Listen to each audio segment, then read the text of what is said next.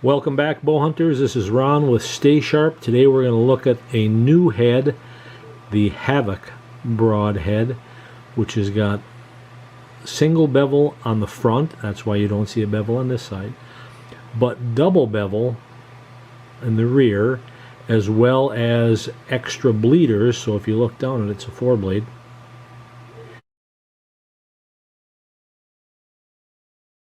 They're all machined out of a single piece of S7, so that's great steel. My focus, as always, is how do I sharpen this head, because I get that question, and I will get this question when this head rolls out and people start buying it.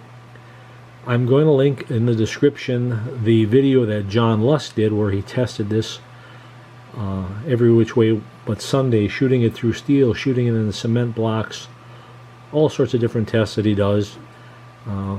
But my focus is always on sharpening, so that's what we're going to cover next. So stay tuned. Before we start sharpening, everybody cares about weight, how much weight is lost due to sharpening, so we're going to weigh it ahead of time. This is their Hoss 150, and it comes in at 152. I don't know if it's easy enough to see. 152 grains. I don't think it's going to change at all. This is a new head. After sharpening, my guess is it'll weigh the same.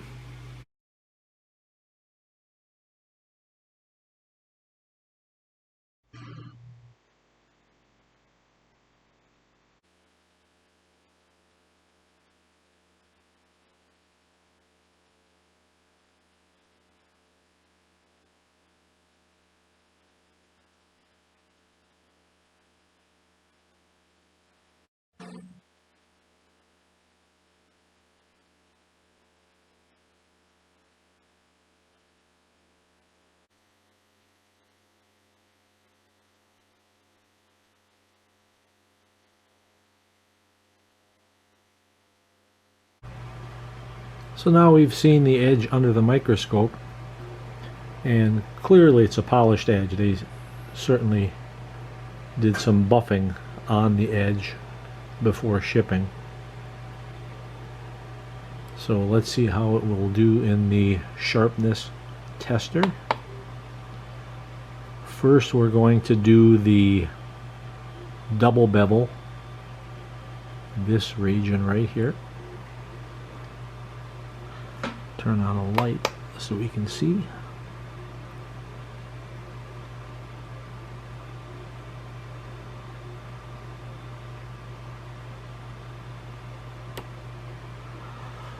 Sub 300, so 300 is fine cutlery.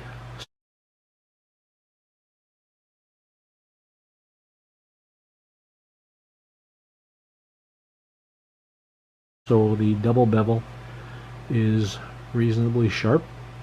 Now I'll reset it and we'll do the single bevel portion.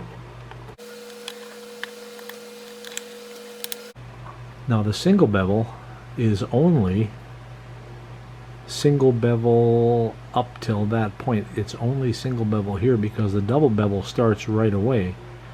Again, the head has kind of a curve to it. The single bevel is a curved profile, and so does the straight or the double bevel portion.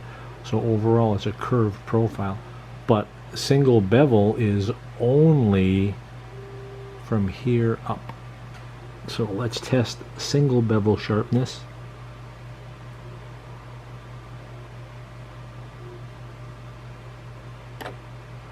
.216.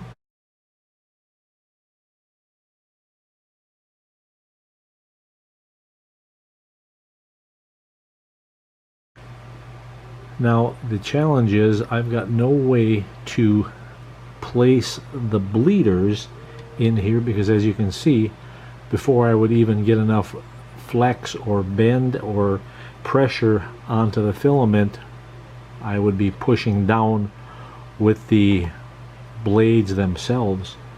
So there's really no way, but it's clear these were done with a V-shaped carbide sharpener, and you can tell by the scratch marks which show up as a white line on both sides. So they either used a V-shaped carbide sharpener and pulled it this way or pulled it this way, and they couldn't get all of this edge flat because, as you can see, if it'll focus, it's scalloped, it's scooped out. So from about this point on, they were sharpening it. This is the machined edge from here, so you can see that hollowness.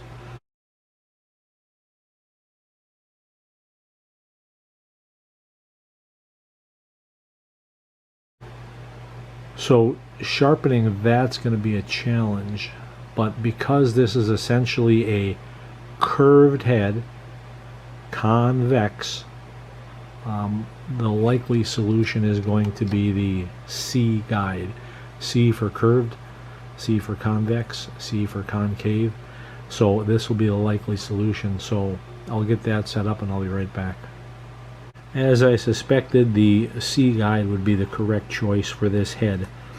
For the double bevel, we would be in the second roller position down, and we'd be very closely matching the bevel, and that's based on the amount of exposure. So what's important is we want to keep this edge parallel to the rollers, that white roller and this edge. You don't want to be sharpening it like this, right? You don't want to have it at some sort of an angle. You don't want to have it at some sort of an angle this way.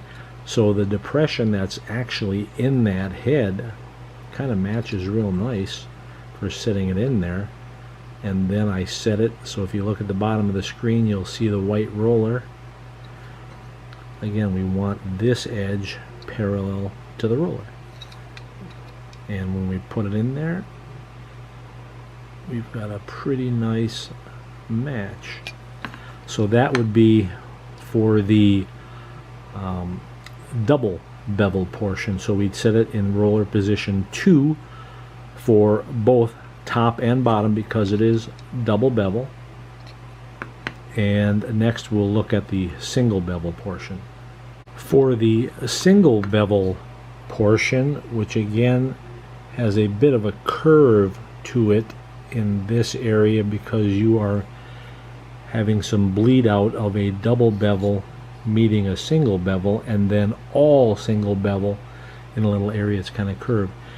Here too, the second roller position down. Now I've positioned the head a little bit differently in the guide, as you can see, because it is curved. I can't get a curved surface, which is what this is, parallel, but I've made it approximately. So now if I lay the dowel on here, and if I tip it over, you'll see. So the second position for the single bevel is also good. It just means a different position. And again, when you do this, you're going to cover up the edge with Sharpie and you'll see your marker where. The goal is to be cutting metal away out at the cutting edge. Cutting metal away back here on the back of the bevel doesn't do you anything. You're just going to have to remove a lot more metal to get out to the cutting edge. But be aware that you're going to be having a straight edge where it's double, then it's going to be somewhat curved where double meets single, and then it's going to be straight again where it's only single bevel in just this little area from here to here. So be mindful of that. And if the whole thing ends up being a slight curve, there's heads designed like that now, so there's not a big deal. So yes, the C guide, second roller position on both sides of the guide is what you would want. And next I will show you the method of sharpening that I would use. Now I've got the rollers in the second position on both because we're going to be starting with the double bevel portion. During their buffing or polishing, they round off each of the edges. That's just part of, must be how they go through their probably hand buffing of the edges, and they got it sharp. I'm more of a fan of two straight edges rather than two round edges. But with the C kit, the preferred dowel would be the square dowel. And then with the C kit, we ship the 5 grits of silicone carbide paper, 240, 400, 800, 1200, 2500. I cut narrow strips, pre-bend them around the dowel into this C shape, then tape them to the dowel. So now you can create 5 grits of flat files. Once you get done with all of the grits, you've got a burr on both sides. Then it's time to wrap the paper with just printer paper, construction paper, again in the C shape, and then we'll put buffing compound on here and buff the edge. But again, I'm in the second roller position from the top, the second one down. We're going to start with the double bevel. You'll put the square dowel on the roller, you'll put the silicone carbide paper on the blade, and you'll do a pulling action. Don't try to push into the blade, as you will cut the silicone carbide paper. Now, I'm not going to try to get a burr here, I just want to show you what the wear looks like on the edge in the second roller position. So here you can see I'm eroding the marker here and here. The marker is gone. It's just a visual indicator of the bevel angle that I'm going to get. So I'm just going to start on one side, and again I'm going to use only a pulling motion. It's going to straighten out the rounded off surface that was created by them buffing. We do not want to push down hard. There's no advantage in pushing down hard. Now you can see I don't get to use all of the stick. I can come down to a certain area. You can always flip the stick around and use that unused portion of the silicone carbide paper as it wears. I just cut a bunch of these pieces and pre-fold them in a C shape ahead of time, and then I can just tape them to the dowel. And as you can see, I'm not pushing down hard at all.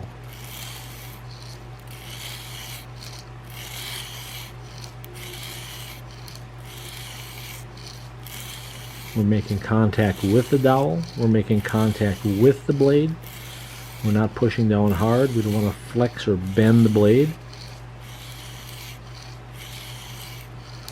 And we'll keep going at 240 until we get a burr, and I'll show you how to detect the burr next.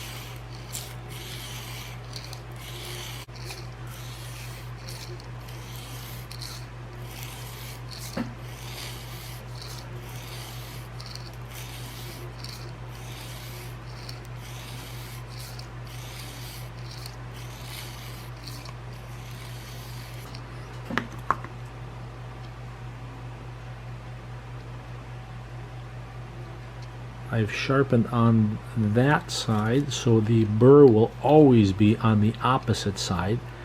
The way you will test for the burr is a piece of post-it note. I'll just take a post-it note. I'll cut a piece about 1/4 of an inch wide, not much wider than a pencil, and then I will slide it down. Hopefully we can get some focus going on here. There we go. And I will slide that piece of paper down the bevel. And if that paper catches and flexes and hooks on the burr, then I know the burr is present.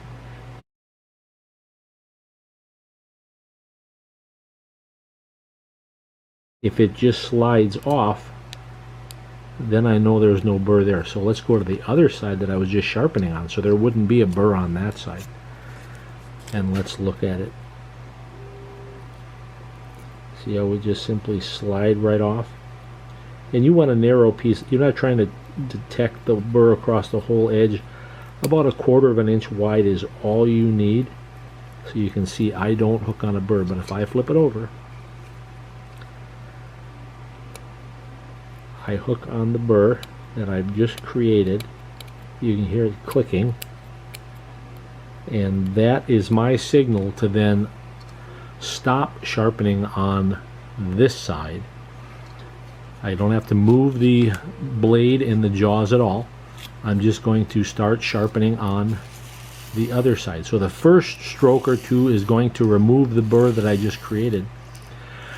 Now I'm sharpening this side and will eventually create a burr on the opposite side. When I've created that second burr, I can take this piece of 240 off the dowel and switch it to this piece right here, which is 400. I'll create a burr, break it off, sharpen this side, create a burr, and that'll be my signal to then switch to 800, which I believe is this one. Yes. After I do 800, I'll go to 1200. After 1200, I'll come to 2500.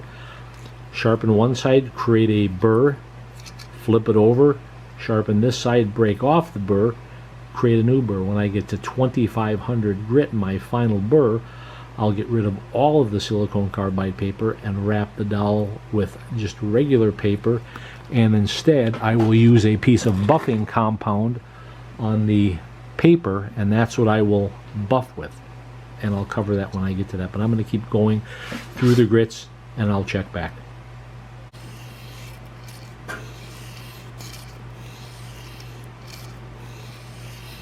Alright, so this is my second sharpening with 400. I did this side until I got a burr, and now I'm sharpening this side, which means the burr would be on the opposite side.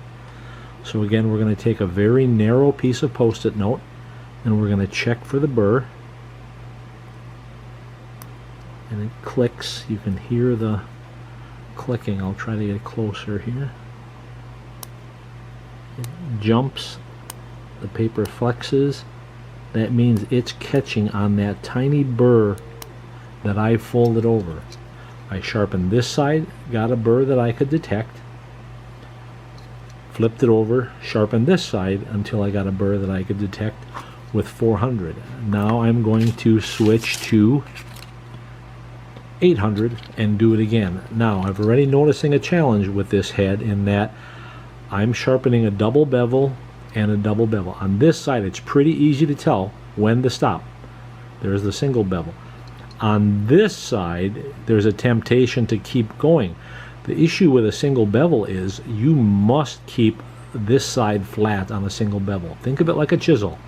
A chisel is absolutely flat on one side and beveled on the other. So there's going to be this transition, this blend point that's easy to see. On this side you're seeing both bevels.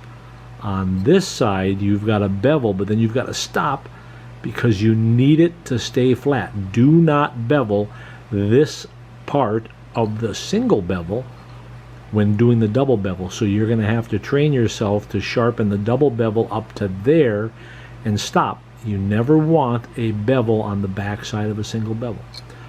So be aware of that. Now I'm going to go with 800 and I'll check back again in a bit. At this point I've gone through every grit of our silicone carbide paper.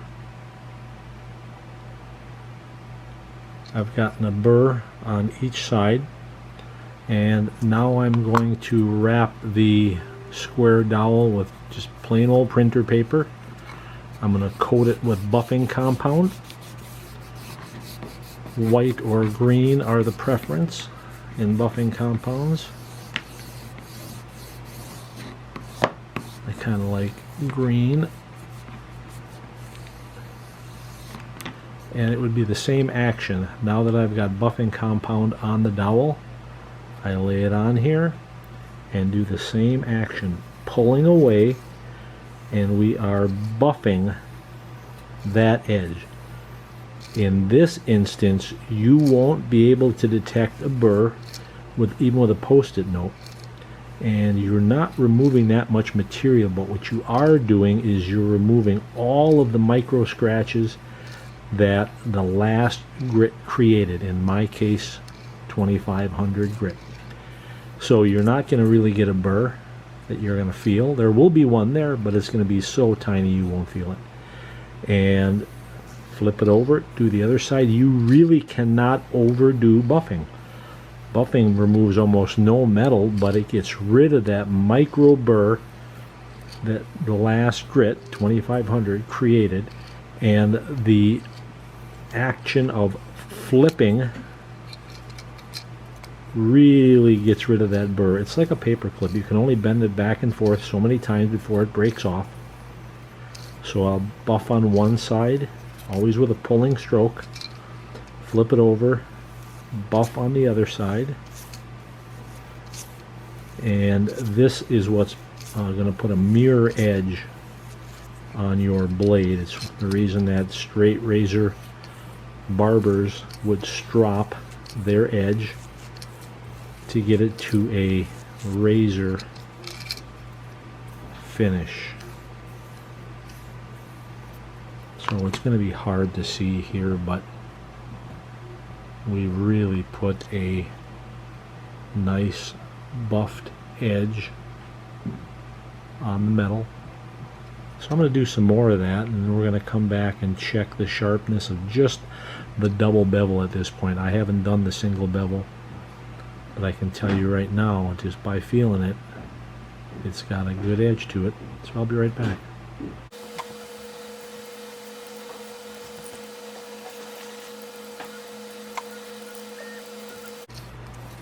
Alright, I'd say that's enough buffing. We'll clean off the blade.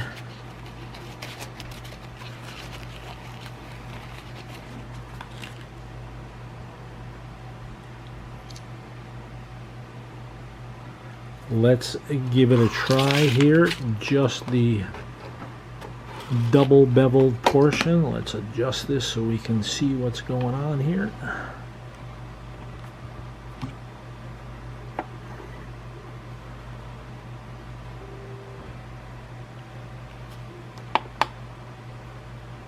And let's see what sort of an edge we've got on just the double bevel portion. We have to turn this. Alright, and here we go.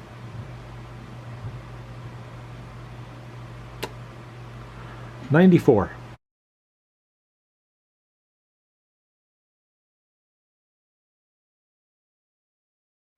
So it's a considerable improvement. Now, what it came from the factory was pretty good. It was sub 300. That's a very lethal edge, but we got it considerably sharper with the C kit and the square dowels. We will tackle the double bevel portion next and see what sort of a result we get. Now we're going to focus on the single bevel portion. So I've got the broadhead repositioned, and again, you want to keep the single bevel part parallel to the roller, so that would be the orientation that would make the most sense.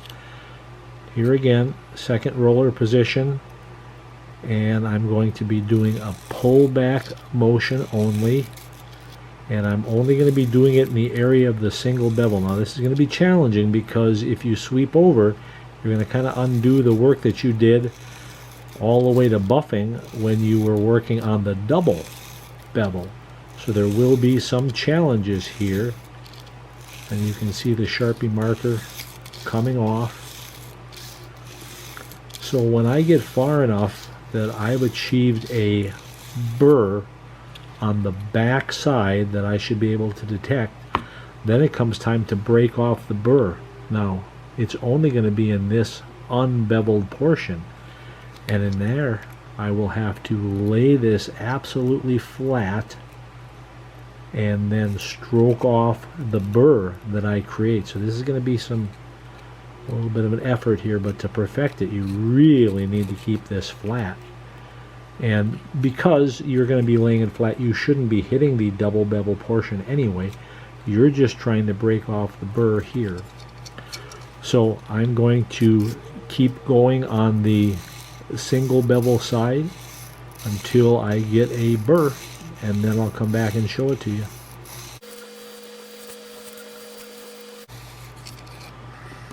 At this point, I'm reasonably sure that I would have a burr on the single bevel portion. Again, the only place where I'm going to feel a burr is between here and here. That's the only single bevel portion, because then we bleed into double bevel. So there's a very small, for as long as it looks on this side, you've got this transition going on. So let's check to see if we've got a burr.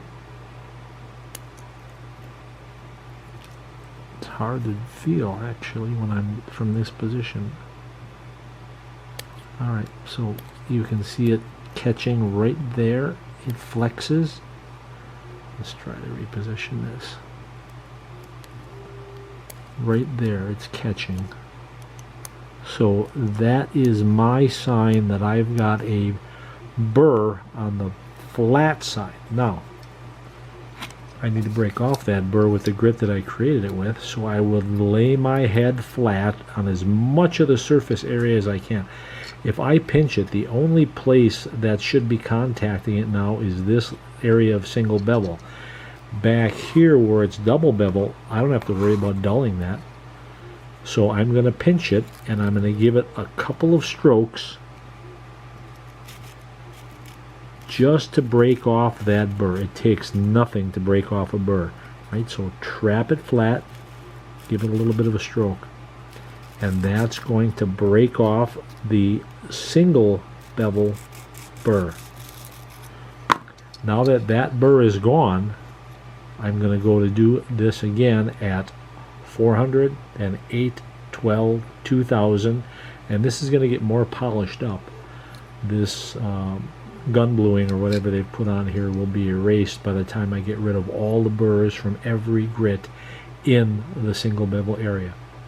I'll be back.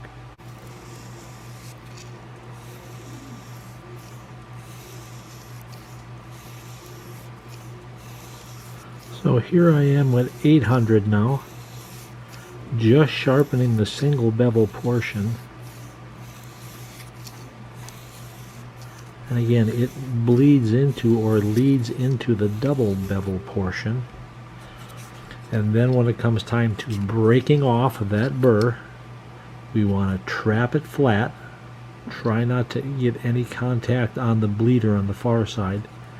So you're going to trap it flat like this, and you can feel it when the blade is laying flat, and then you're going to just give it some light pressure strokes.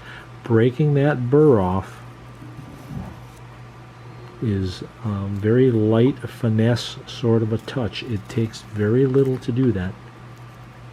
And again, you'll be removing that coating, which appears to be like gun bluing, on the back side. So the grit that you'd be using on this side is also going to be on this side. And as you can see, I've done 240, 400, and now 800. So the gun bluing is going away where I'm breaking off the burr. So there's a very clear and easy to see transition line where single bevel meets double bevel on the back side. I'm keeping that absolutely flat, and you need to, in the double or the single bevel area. Here it's a little bit of a gray area. I'm going from double bevel to single bevel, and that's why it's getting kind of rounded off. But I can tell you right now, even at 800 grit, this is getting very sharp. And this is some good steel. S7 tool steel, this is some fantastic stuff. Now, whether you get rid of this coating or not, this head is going to be susceptible to rust anyway. So just get used to oiling it. This coating on here wasn't going to prevent rust, and you've exposed all of this new metal, so you were going to oil it anyway. So just get used to oiling this side as well. I'm going to move on to 12 and 2500 grit, and I'll come back when I'm buffing.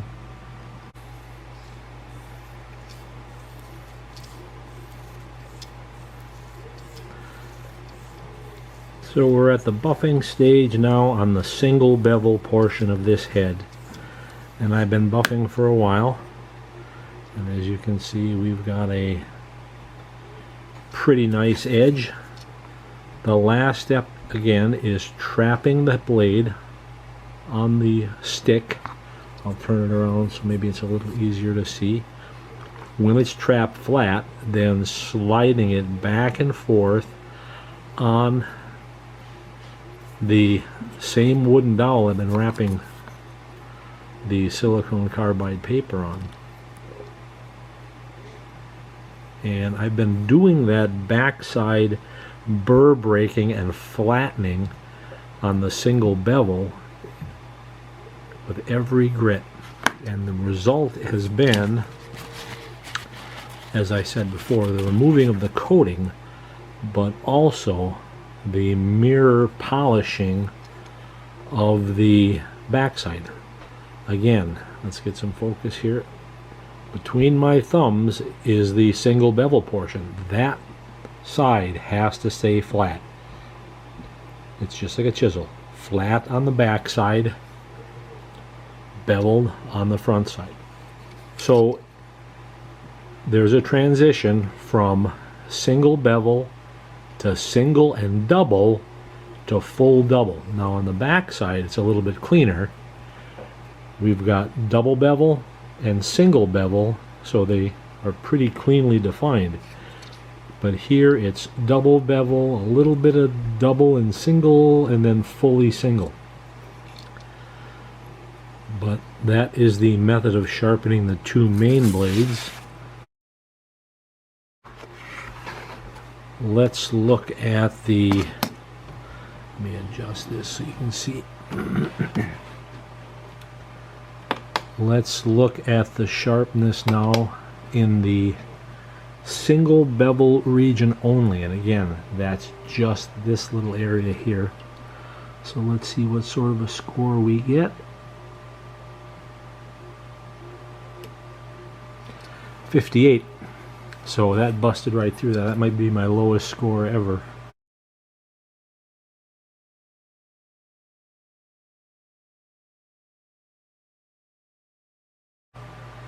That is incredibly sharp.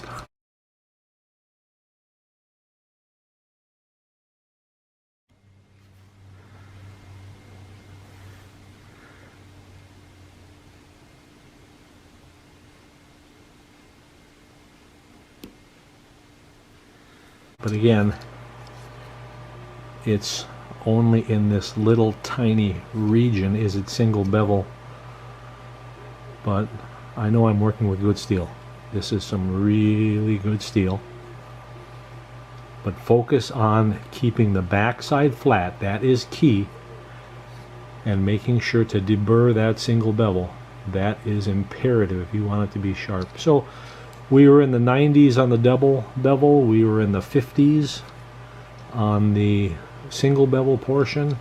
Again, I've removed all of that gun bluing, so you're going to have to get used to oiling it. Not a big deal. The bleeder blade is going to be a little bit more challenging. And we'll talk about that next.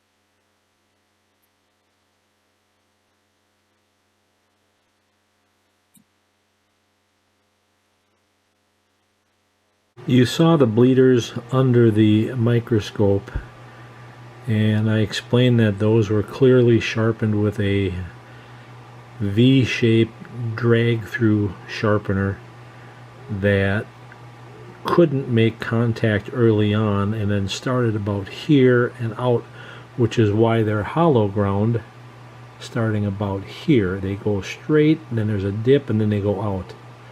Both blades show that. And then they aren't sharpened at the very back, and they're rather blunted right here. So I've been a custom knife maker since 1982 in the field of design engineering for more than 30 years, and the V-shaped drag-through style, we always called it the edge destroyer, and you saw why. It made the edge very jagged, put the scratches in the wrong direction. Clearly they coated this with the black anodizing, and then did the V-shaped scratches, because you can see a lot of the black anodizing is still on this blade. It hasn't even been taken off. Same thing with here up front. So the black anodizing is on there. So this is going to be a real challenge. Now let's talk about sharpening those small bleeders. I would use the same square dowel you've been using, the same silicone carbide paper. I would not tape it to the dowel since you're going to be using it right at the very edge, but you can use the very small end of the dowel and sharpen that bleeder this way. Now you're going to notice that it's going to get wore out pretty quickly at the very end. Not a big deal. Now you've got a fresh chunk of silicone carbide paper. Bring it right to the edge, and I would highly recommend putting the broadhead on a arrow shaft so you can hold it. And again, you're back in business. So I'm going to go through all the grits using the same dowel, the same silicone carbide paper, and buffing compound. I should show you the other side. The same thing. I would hold it here and be able to sharpen that bevel. It's going to be a freehand operation, but I think it's going to come out pretty good. I will show you after I'm done.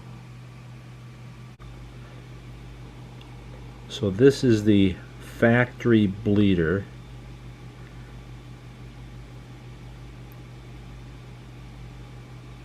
As you can see, and you saw it under the microscope, it was rather jagged. After I sharpened it, we've got it to a pretty good finish, but we don't have the ability to put it in the sharpness tester because of how short the blade is. But I can tell you by feel that it is considerably sharper than the jagged edge that it came with. Now their claim is that, yeah, a little jaggedness in the bleeder is a good thing, and that's entirely up to you. If you want a jagged bleeder, it's up to you, but there is a way to produce a nice edge on the bleeders with just a little bit of effort using the same square dowel to sharpen it, and the same media that comes with the C kit versus a more jagged edge. But everybody's different. If you like a more jagged edge for a bleeder, that's entirely up to you.